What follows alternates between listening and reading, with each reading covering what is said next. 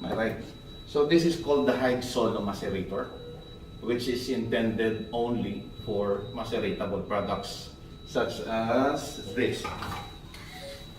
These are maceratable products which is also waterproof. It can withstand up to 8 hours of liquid, even if you will just, like for example, like this.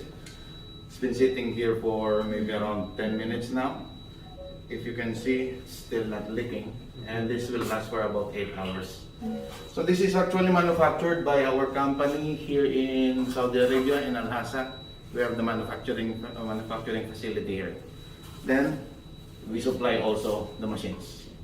So these are the only allowed products to be used in the machine. So other products, urine bottles, maceratable also. If you are familiar with the gray paper, just like a newspaper, molded product, which is same as this one. So these are, this is just the virgin pulp, and those are the recycled papers. So actually this is paper.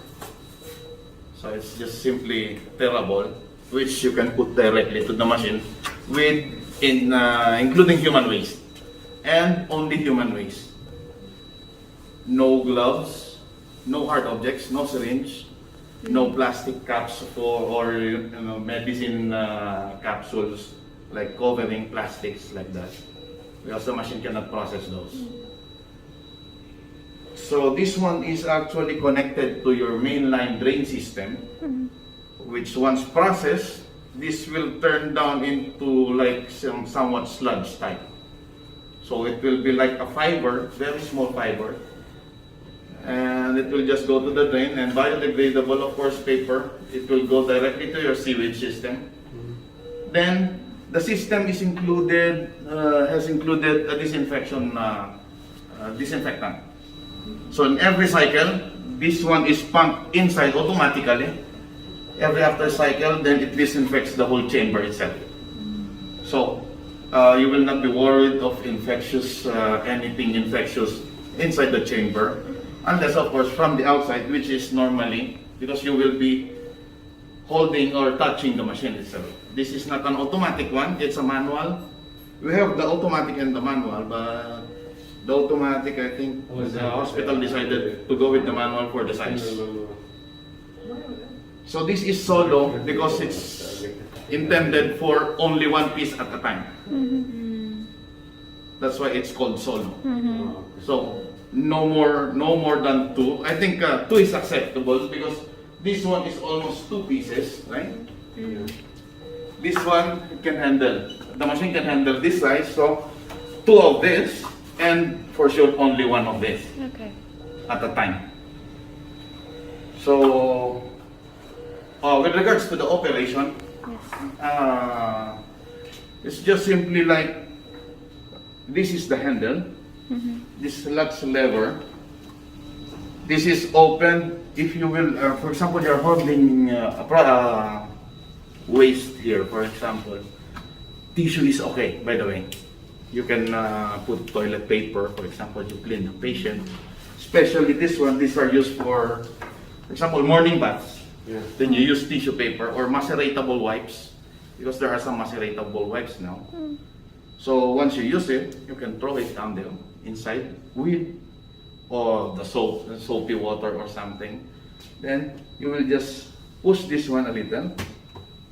Then you will lift it up. Once you lift it up, then you can load directly. With the water, with the waste, all of that goes inside. Then it goes directly to the drain. So once you already loaded, then you have to manually close it and lock it there. Once the lock senses, then it starts. So that's the cycle now. It will just cycle for about 70 seconds, 1 minute. For one cycle, then it will load water for about 20 seconds to be ready for the next cycle again. Another cycle for disinfection, right? It's only about 5 seconds. And 5 seconds. But then after the regular Yeah, after the regular cycle, it will just pump about 5 seconds. But just, because this one is concentrated disinfectant. Then I will show you later on where the water and the disinfectant comes out. So the system is just to clean the entire chamber. That's an answer. Even if you will use it for once a day or twice a day, that's 365 days. Multiplied by 2 or 3, so that's about 2.5 years or 2 years, the max. So actually now it's filling water. So that's the symbol of filling water.